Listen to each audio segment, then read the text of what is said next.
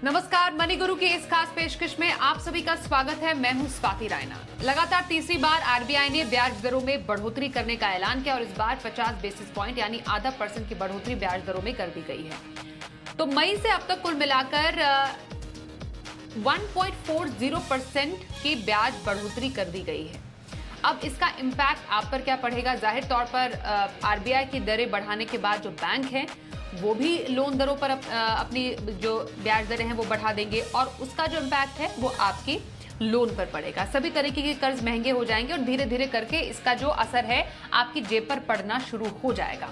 अब तक आप में से कई लोगों की ईएमआईज बढ़ गई होंगी और आगे कुछ आने वाले समय में क्वार्टरली जब बैंक जो है वो इसकी समीक्षा करेंगे, इसको जब फिर से सेट करेंगे तो आपकी जो ईएमआई है बढ़नी तय है। अब ऐसे में आपको करना क्या है? ईएमआई अगर आपकी बढ़ गई है तो उसको आपको मैनेज कैसे करना है? जो ये एडिशनल पिंच आपको पैसों का लग रहा है उसको बेहतर फाइनेंशियल प्लानिंग के जरिए आपको कैसे मैनेज करना है, इस पर करने वाले हैं आज खास चर्चा। हमारे साथ दो खास मेहमान हैं, उनका परिचय करा दें। Pankaj Matpal, MD Optima Money, और Jitendra Solanki, SEBI registered investment adviser.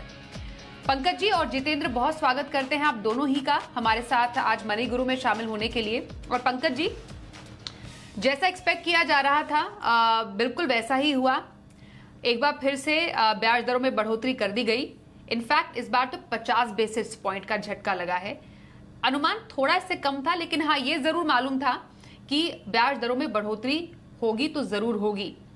तो सबसे पहले मैं आपसे यही जानना चाहूंगी, मई से अब तक हमने इन टोटल, जैसे मैंने शुरुआत में बोला, 1.40% की बढ़ोतरी ब्याज दरों में हो गई है।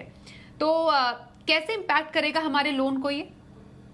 बिल्कुल स्वाति, देखिए हमने देखा कि जब पिछली बार बढ़ोतरी हुई थी तो 2 बार बहुत छोटे गैप पर, मतलब एक बार 0.4 एंड देन 0.5% बढ़ाया गया था।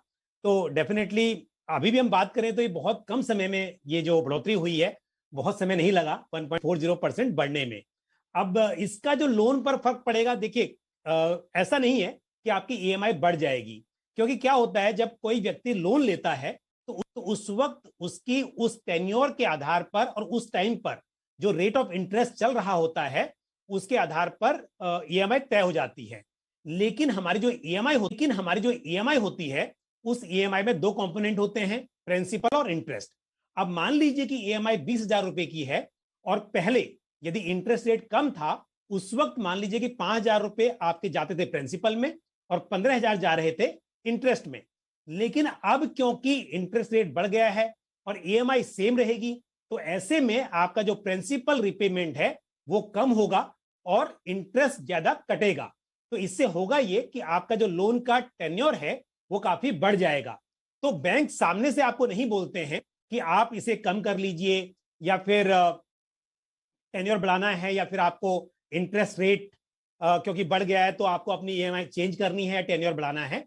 तो वॉलंटरी आपको कहना पड़ेगा, क्योंकि जब आप बड़ा रिपेमेंट करते हैं उस वक्त तो बैंक जरूर पूछता है, लेकिन बीच बीच में जब इंटरेस्ट रेट चेंज होते हैं तो बैंक इस तरह से ग्राहकों से पूछता नहीं है कि आपको क्या करना है। लेकिन किसी भी बोरोवर को, किसी भी लोन कस्टमर को इस पर ध्यान देना चाहिए। यदि आप इस पर ध्यान नहीं देंगे, अपनी ईएमआई को नहीं बढ़ाएंगे, तो आपका जो ओरिजिनल टर्म है लोन का वो काफी बढ़ जाएगा। तो फर्क एक तो यह है कि एग्जिस्टिंग लोन में आपका टाइम पर लोन पूरा नहीं हो पाएगा। दूसरी बात, अगर नए ग्राहक हैं उनको भी सोचना चाहिए, उनके लिए तो डेफिनेटली एक बड़ी चिंता का विषय है कि आप सोच के चल रहे थे कि आप इतना लोन लेंगे और उसकी इतनी ईएमआई होगी, लेकिन शुरुआत से ही अगर अब आप लोन लेने का प्लान कर रहे हैं तो जिन लोगों ने कुछ समय पहले लिया था उनके मुकाबले आज आपकी ईएमआई ज्यादा बनने वाली है उस टर्म के लिए, तो उसको भी ध्यान देना होगा। तो डेफिनेटली आपकी जेब पर काफी भारी पड़ने वाला है, उसकी प्लानिंग करनी होगी। ओके, तो जेब पर भारी जो पड़ने वाला ये अमाउंट है हम अभी कैलकुलेशन में दिखा रहे थे। वैसे पंकज जी ने बहुत अच्छे से एक्सप्लेन किया कि एकाएक आपकी ईएमआई नहीं बढ़ती है। बैंक जो बाय डिफॉल्ट है वो जो आपका टेन्योर है, होम लोन का टेन्योर है, वो बढ़ाता है। फिर आप बैंक के पास आप आवेदन करते हैं। आप जो अगर माने आपने फिक्स्ड ईएमआई रखे तो आपकी ईएमआई फिक्स्ड रहेगी, टेन्योर उस हिसाब से बढ़ेगा। अगर बैंक जो है वो जो ब्याज दरें बढ़ने का जो इम्पैक्ट है वो आगे लागू करता है। और उसके बाद फिर अगर आप चाहते हैं कि आपके ईएमआई का अमाउंट बढ़े तो आपका ईएमआई के अमाउंट बढ़ेगा। लेकिन हाँ, कुल मिलाकर एक मोटा मोटी जो हमने कैलकुलेशन किया उसके हिसाब से 4 मई से पहले अगर एक बड़े बैंक का जो होम लोन की दर 6.50 थी, 6.5% थी, और अगर आप उसमें 25 लाख के कर्ज पर 20 साल की अवधि में अगर आप होम लोन दे रहे थे और 4 मई से पहले अगर आप 18,639 की ईएमआई भरते थे, तो अब नई दर अगर मानो बैंक पूरा पास ऑन करता है अपने कस्टमर्स पर 8.10% नई ईएमआई के साथ, जाहिर तौर पर जो आपकी ईएमआई है वो 20,167 रुपए हो जाएगी। मतलब ये 1,528 रुपए का जो बोझ है वो आपके जेब पर पड़ेगा। तो जितेंद्र जी, ये जो बोझ लोगों के जेब पर पड़ने वाला है ईएमआई का, काफी लोगों के जो ईएमआई है वो बढ़ भी चुकी हैं और आगे आने वाले टाइम में और भी ज्यादा बढ़ेंगी। ऐसे में किसी को इस बोझ को कम करने के लिए करना क्या चाहिए, क्योंकि जो ईएमआई बढ़ी है उसको मैनेज करने का बेस्ट तरीका क्या हो सकता है? देखिए स्वाति, ईएमआई भरना जो है, आई थिंक जब हम लोग होम लोन लेते हैं तो ये हमेशा ध्यान में रखना चाहिए कि हमने अगर लो इंटरेस्ट रेट पे लिया है तो कभी ऐसा समय आएगा कि ये होम लोन बढ़ भी सकता है। तो वो गैप हमेशा आपको एक लेके चलना पड़ता है। उस गैप में होता ये है कि अगर आपका होम लोन रेट इंटरेस्ट बढ़ गया है, आपकी ईएमआई बढ़ गई है, तो आप उसको मैनेज कर पाते हैं क्योंकि आपने अपने खर्चों को उसी हिसाब से करा हुआ है। लेकिन अब अगर आप इस परिस्थिति में हैं कि अब आपका होम लोन रेट बढ़ गया है, आपकी ईएमआई बढ़ गई है और आपने पहले से ये प्लान नहीं किया था और अभी तो शायद ये और बढ़ सकता है, तो आपके जो है खर्चे, आपका आउटपुट तुरंत बढ़ जाता है। जैसा पंकज जी ने बताया कि बैंक जनरली टेन्योर बढ़ा देते हैं, आपकी ईएमआई को चेंज नहीं करते हैं क्योंकि बार-बार एग्रीमेंट करना पड़ता है। तो किसी भी इंडिविजुअल के लिए ऐसे में जो सबसे बड़ा इम्पैक्ट है वो ये खर्चों के ऊपर, कि अगर बढ़ती है और वो खर्चे अगर में कटौती करते हैं तभी ये मैनेज हो पाता है। वरना इसका उपाय यही है कि अगर आपके होम लोन ईएमआई अगर बढ़ गई है तो आप जो है आपको अपने दूसरे खर्चों को उस हिसाब से कटौती करनी पड़ेगी, जिससे कि आप उसको अपने खर्चों में एडजस्ट कर पाएँ और इसका इम्पैक्ट सेविंग पे ना होने दें। तो सेविंग जो है वो आपकी जो है वैसे ही चलती रहे, इसके लिए अगर एक तरफ आपका कर्ज बढ़ता है तो कहीं न कहीं आपको खर्चों में कटौती करनी पड़ेगी, जिससे कि जो है आपका जो फाइनेंशियल प्लानिंग के हिसाब से सेविंग जो है मैनेज कर सकें। वरना आपके पास ये भी उपाय है कि आप बैंक के पास जा सकते हैं, रिक्वेस्ट कर सकते हैं। अगर आपकी ईएमआई बढ़ गई है, तो आप ईएमआई को रिड्यूस करने का ऑप्शन ले सकते हैं, टेन्योर बढ़ा सकते हैं। और अगर आप अगर आप बैंक ने आपका टेन्योर बढ़ाया है और ईएमआई आपकी वही रखी है, तो आपका हालाँकि आपको कोई इम्पैक्ट नहीं दिखाई देगा, लेकिन वो हमेशा ध्यान में रखना होगा कि टेन्योर बढ़ गई है मतलब मेरी देनदारी बैंक की तरफ बढ़ गई है। बिल्कुल, ये आपने बहुत इंपॉर्टेंट पॉइंट यहाँ पर छेड़ा जितेंद्र, कि कई लोगों का बजट बिगड़ जाता है डेफिनेटली अगर ईएमआई का आउटगो, पैसे का आउटगो मासिक तौर पर अगर ज्यादा होगा तो बाकी जो उन्होंने पैसे रखे हुए थे सेविंग्स में या फिर किसी जरूरी काम के लिए, वो बजट बिगड़ जाता है। तो बजट को सुधारने के लिए हमें उसको थोड़ा मैनेज करने की जरूरत है। जो एडिशनल मानिए अकॉर्डिंग टू आर कैलकुलेशन, अगर मानिए फॉर एग्जांपल 1528 का अतिरिक्त अगर ईएमआई बनता है तो वो 1528 रुपए पर मंथ वो रकम आप एडजस्ट कहां से करेंगे? तो जितेंद्र जी कह रहे हैं कि आपको उस हिसाब से फाइनेंशियल प्लानिंग करनी पड़ेगी, खर्चों को शायद थोड़ा सा एडजस्ट करना पड़े। उसके अलावा पंकज जी और कुछ एडजस्टमेंट्स की जा सकती हैं हमारे फाइनेंशियल गोल्स को एडजस्ट करके। क्या हम अतिरिक्त रकम खासतौर पर कर्ज जैसे इस लाइबिलिटी को दूर करने के लिए कर सकते हैं? क्योंकि सबसे ज्यादा बोझ लोगों को लगता है दिमाग में कि सबसे पहले ना हमारी लाइबिलिटी खत्म हो जाए, उसके बाद हम निवेश को आगे बढ़ाएंगे, क्योंकि वो जो एक एडिशनल प्रेशर होता है एक्स्ट्रा कर्ज का, वो लोग ज्यादा तौर पर लेना नहीं चाहते हैं। बिल्कुल। स्वाति, में एक बात और ऐड करूंगा यहाँ पे। पहली बात तो यह है कि अगर किसी बोरोवर ने लोन बहुत पहले लिया था, क्योंकि ये जो रेट ऑफ इंटरेस्ट कम हुए थे कुछ समय पहले, मतलब प्री कोविड बात की जाए तो उस वक्त भी इंटरेस्ट रेट ज्यादा थे, फिर इंटरेस्ट रेट कम होने शुरू हुए।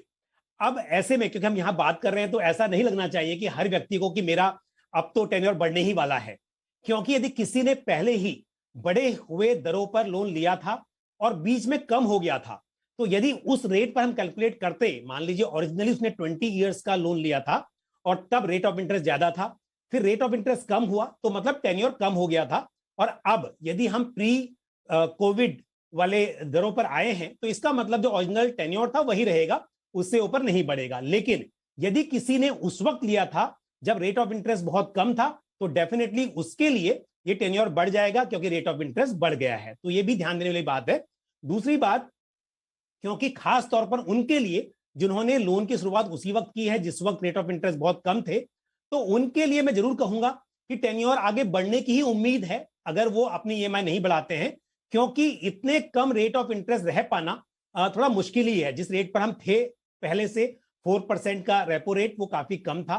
तो डेफिनेटली आने वाले समय में ये उम्मीद की जा सकती है ऐसे लोगों के लिए कि टेन्योर बढ़ेगा, उन्हें खास तौर पर ध्यान देना चाहिए। लेकिन जो लोग पुराने हैं, जिन्होंने पहले से ही हाई इंटरेस्ट रेट पर लिया था, उनको उतनी चिंता करने की जरूरत नहीं है। तो दूसरी बात, जहां तक ये सवाल है कि इसमें और क्या किया जा सकता है, मैं आपको बता दूं कि जैसे रेपो रेट 4% था, तो आप बैंक उस वक्त पर 6.5%, 7% पर लोन दे रहे थे, और अब यदि ये बढ़कर 5.4 हुआ है तो ऑटोमेटिकली अगर आपका वो रेपो लिंक्ड लोन है, यदि एमसीएलआर है, तो उस केस में भी इतना तो रेट आपका बढ़ना ही तय है। जिस दिन भी आपकी रिसेट डेट होगी तब से वो रेट बढ़ जाएगा। तो ऐसे में क्या होता है, देखिए जैसे मैंने उदाहरण दिया कि 4% का रेपो रेट था, तो लोन का इंटरेस्ट रेट आपका उस वक्त 6.5 या 7% था। तो जो बीच का डिफरेंस है उसे हम बोलते हैं स्प्रेड।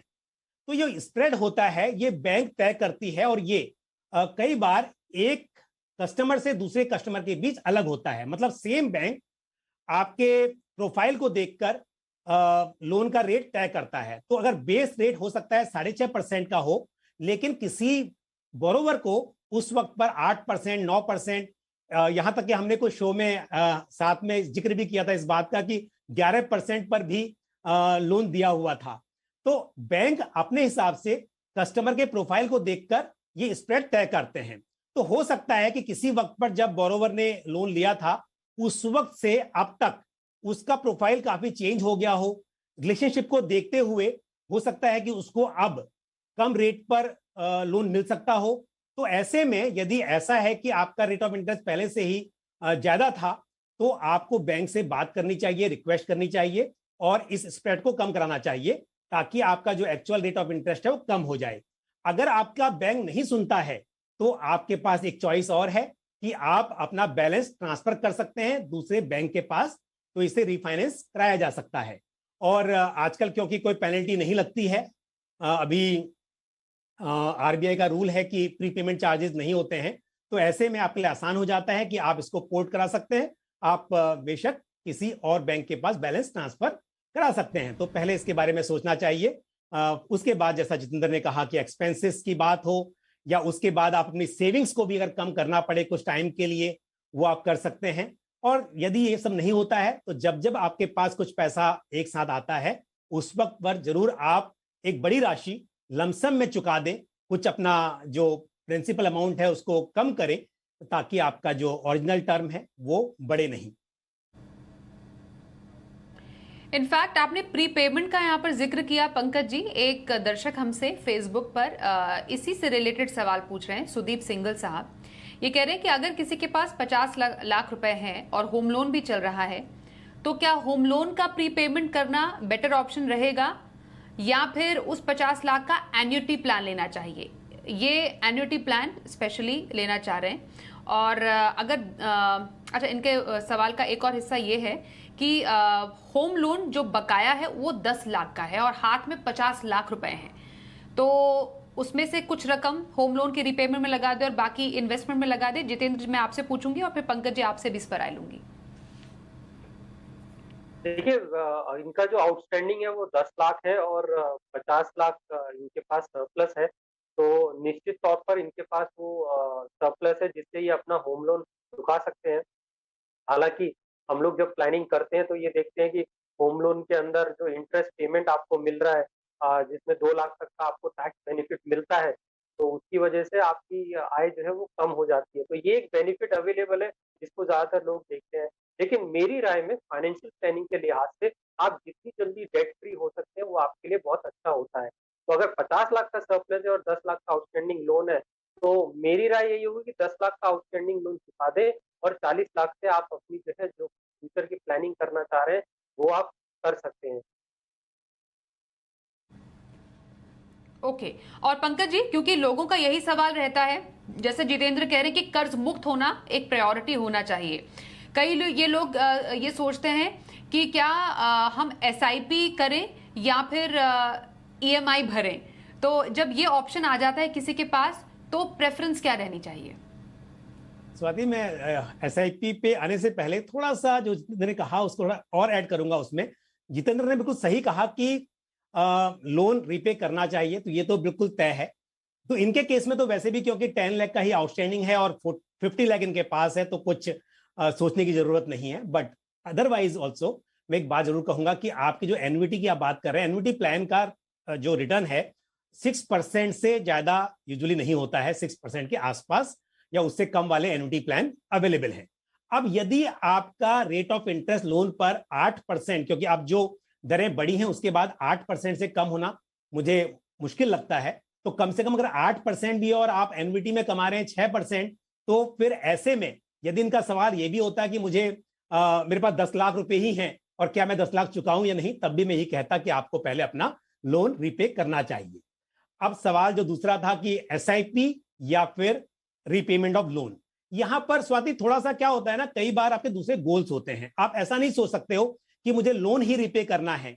अब मान लीजिए कि आपने लोन ले लिया जिसका आपको आराम से 20 साल मिले हुए हैं और आप उसे धीरे धीरे करके पे कर सकते हो, लेकिन उसके सामने आपके पास एक गोल है कि 5-6 साल के बाद बच्चों की एजुकेशन के लिए आपको पैसे की जरूरत पड़ने वाली है। अगर आपने लोन रीपे कर दिया, वहां से तो आप कर्ज मुक्त हो गए, लेकिन 4-5 साल पहले जो के बाद जो जरूरत पड़ेगी उस वक्त क्या करेंगे? फिर वहां पर आपको लोन लेना पड़ेगा, मिलेगा या नहीं मिलेगा। तो इसके लिए कुछ आपने इस तरह की जरूरतों के लिए आपको एसआईपी कंटिन्यू करनी चाहिए। तो लोन भी चलता रहेगा, भले ही हम इस हिसाब से कहें कि आपके ऊपर लोन का बोझ रहेगा, लेकिन क्योंकि लिक्विडिटी भी बहुत जरूरी होती है, अपने हाथ पे पैसा भी बहुत जरूरी होता है, इसलिए हमें कई बार ये देखते हुए कि कुछ ऐसे गोल्स हैं जो अभी आने वाले हैं, उनके लिए अलग से इन्वेस्टमेंट को जारी रखना चाहिए। हां, अगर वो गोल ऐसे नहीं हैं जिनके लिए बहुत जरूरी है, यानी कि ऐसा मान लीजिए कि आपने बच्चों की एजुकेशन की प्लानिंग भी अलग से करके रखी हुई है, उसका चल रहा है एसआईपी, लेकिन साथ में आप कुछ एडिशनल एसआईपी कर रहे थे कि चलो इस पैसे से हम कुछ बाहर घूमने जाएंगे, और अब क्योंकि लोन का इंटरेस्ट रेट बढ़ गया है, आप चाहते हैं कि जल्दी चुकाना है उसको, उस केस में उस एसआईपी के अमाउंट को कम किया जा सकता है। तो ये केस टू केस बेसिस पे आपको देखना होगा, लेकिन ध्यान रहे कि लिक्विडिटी होना, हाथ में पैसा होना, वो भी बहुत जरूरी है। आरबीआई के ब्याज दरें बढ़ाने के बाद क्या आपको अपने पोर्टफोलियो में कुछ बदलाव की जरूरत है? ईएमआई का बोझ कैसे घटाएं, इस पर हमने ब्रेक से पहले चर्चा की। हमारे साथ पंकज मटवाल है, एमडी ऑप्टिमा मनी और SEBI registered investment adviser Jitendra Solanki से हम कर रहे हैं खास चर्चा। अब जरा डेट पोर्टफोलियो की तरफ आते हैं। जितेंद्र, एफडीज काफी ज्यादा अट्रैक्टिव ऑप्शंस बनकर उभर रही हैं निवेशकों के लिए, लेकिन FD keeping in mind inflation, क्योंकि वो भी एक बहुत बड़ी चिंता है, वो क्या सही ऑप्शन रहेगी ऐसे समय में? और अगर एफडी नहीं तो डेट में कौन से ऑप्शंस निवेशक तलाश सकते हैं अभी? स्वाति, एक तो सबसे बड़ी बात कि इंटरेस्ट रेट का हम ये तीसरी बार देख रहे हैं जहाँ आरबीआई इंक्रीज कर रहा है। जरूरी नहीं होता कि हर बार जब भी आरबीआई इंटरेस्ट रेट इंक्रीज करेगा तो आपको डेट पोर्टफोलियो रीअलाइन करने की जरूरत पड़ेगी, क्योंकि 2 बार जब इंक्रीज किया तब हमने खासा प्लानिंग कर लिया था कि शॉर्ट टर्म फंड कैसे रिएक्ट करेंगे, लॉन्ग टर्म फंड में कैसा इम्पैक्ट आएगा, तो उस हिसाब से हम अपनी प्लानिंग कर लेते हैं कि कहाँ हम लॉन्ग टर्म फंड में रखेंगे, कहाँ शॉर्ट टर्म फंड में। सबसे बड़ी बात कि अगर आपका लॉन्ग टर्म इन्वेस्टमेंट है, तो लॉन्ग टर्म इन्वेस्टमेंट को छेड़ने की जरूरत नहीं पड़ती है, क्योंकि ये साइकिल्स है जो आप एक बार नहीं देख रहे, शायद 2-3 बार देखेंगे, तो लॉन्ग टर्म इन्वेस्टमेंट आपको छेड़ने की जरूरत नहीं पड़ती है। हाँ, अब जैसे सीनियर सिटीजन है या किसी की शॉर्ट टर्म मनी है, वहां पर अब आपको एफडी जो है ज्यादा अट्रैक्टिव लग रहा होगा, क्योंकि हो सकता है ब्याज दरें बढ़े। अभी बैंक ब्याज दरें बढ़ाते हैं नहीं बढ़ाते हैं, क्योंकि हर बार आरबीआई इंटरेस्ट रेट राइज करेगा, उसका इम्पैक्ट होते होते कई बार बैंकों पे एक क्वार्टर लग जाता है, तो आप नहीं देखते हैं कि एक क्वार्टर में बैंक ने डिपॉजिट रेट बढ़ाए। अगर एफडी अट्रैक्टिव है तो आपको एक और चीज देखनी होगी, वो है post tax return. FD attractive होने के बाद भी क्या आपको पोस्ट टैक्स रिटर्न अच्छा दे रहा है in comparison to debt mutual fund. अगर आपका गोल 3 साल से ज्यादा है तो आपके लिए डेट म्यूचुअल फंड अच्छा अट्रैक्टिव ऑप्शन हो सकता है in comparison to FD, because वहां पे टैक्स एफिशिएंसी है। लेकिन अगर आपका 3 साल से कम का होराइजन है तो वहां पे फिक्स डिपॉजिट आपके लिए एक अच्छा शॉर्ट टर्म सरप्लस पार्क करने के लिए हो सकता है, एक अट्रैक्टिव ऑप्शन हो। लेकिन क्योंकि लिक्विडिटी भी बहुत जरूरी है और एफडी हमेशा से एक लिक्विडिटी के लिए अट्रैक्टिव ऑप्शन रहा है। पर मेरी राय में हर बार आपको रीअलाइन करने की जरूरत नहीं है, लॉन्ग टर्म इन्वेस्टमेंट छेड़ने की जरूरत नहीं है। आपका ऑलरेडी एसेट एलोकेशन हो चुका है। ये जो बस शॉर्ट टर्म मनी होता है 1 साल के लिए, 1.5 साल के लिए, वहां पे आप इन अपॉर्चुनिटीज को ले सकते हैं। ओके और पंकज जी, आपके हिसाब से डेट में अपॉर्चुनिटीज कहाँ बन रही हैं इन्वेस्टमेंट की? बिल्कुल स्वाति, देखिए पहली बात तो यह है कि इक्विटी और डेट का जो पोर्टफोलियो है, हमेशा बात करते हैं असेट एलोकेशन की, तो डेट तो आपके पोर्टफोलियो में होना चाहिए। अब डेट में हमारे पास बहुत सारे विकल्प हैं। एक तो जैसे एफडी है ही, वहां भी हम रेट ऑफ इंटरेस्ट बढ़ेंगे ऐसी उम्मीद कर सकते हैं। लेकिन पोस्ट ऑफिस की स्कीम में भी उम्मीद है कि अक्टूबर में जब दोबारा से रेट रिसेट होगा तो शायद थोड़ा बढ़ने की उम्मीद है। उसके अलावा जो government of India floating rate savings bond है, क्योंकि उसका जो रेट ऑफ इंटरेस्ट है अभी 7.15 है और वो जीसैक से लिंक है, तो अभी आने वाले समय में उसमें भी रेट ऑफ इंटरेस्ट बढ़ेगा। हालांकि जनवरी में इफेक्टिव होगा, लेकिन उसमें भी उम्मीद है। बट इन सब के बाद हम जब बात करते हैं म्यूचुअल फंड की, क्योंकि यहाँ बहुत सारी चॉइसेस हैं, तो मैं डेफिनेटली ये नहीं कहूंगा कि अगर आपने ऑलरेडी इन्वेस्ट किया है तो आपको वहां पे हर बार बदलाव करना चाहिए। लेकिन क्योंकि कुछ समय से इन्वेस्टर्स डेट म्यूचुअल फंड से दूर हो रहे थे, क्योंकि पिछले अगर हम देखें पास्ट परफॉर्मेंस, तो डेट म्यूचुअल फंड्स की परफॉर्मेंस बहुत अच्छी नहीं थी। लेकिन अब यील्ड बढ़ रही है, इसके साथ उम्मीद कर सकते हैं कि आपको रिटर्न्स बेहतर मिलेंगे। तो आप इन सब चीजों के साथ साथ, चाहे हम एफडी की बात करें या स्मॉल सेविंग स्कीम या government of India floating rate savings bond, उसके साथ में आपको डेफिनेटली डेट फंड्स के तरफ देखना चाहिए। और यहां पर आपका कितना निवेश की अवधि कैसी है, उसके आधार पर आपको तय करना चाहिए। लेकिन जैसे banking and PSU debt fund है, इसमें क्योंकि बैंकिंग है और साथ में पीएसयू के पेपर्स हैं, तो यहां पर रिस्क कंपैरेटिवली कम होता है, क्रेडिट रिस्क कम होता है, और आपको पोस्ट टैक्स बैंक की एफडी के मुकाबले बेहतर रिटर्न मिले, ऐसी उम्मीद आप रख सकते हैं। तो मेरे हिसाब से यहां पर banking and PSU bond funds आपके लिए अच्छी चॉइस है। उसके अलावा आप अगर थोड़ा सा रिस्क ज्यादा ले सकते हैं और कॉर्पोरेट बॉन्ड में इन्वेस्ट करना चाहते हैं तो वो भी अच्छी चॉइस है। बट इन सब में आपका जो टेन्योर है वो थोड़ा 3 साल 5 साल ऐसा होना चाहिए। बहुत शॉर्ट टर्म है तो आप फिर शॉर्ट ड्यूरेशन फंड या मनी मार्केट फंड में निवेश करें।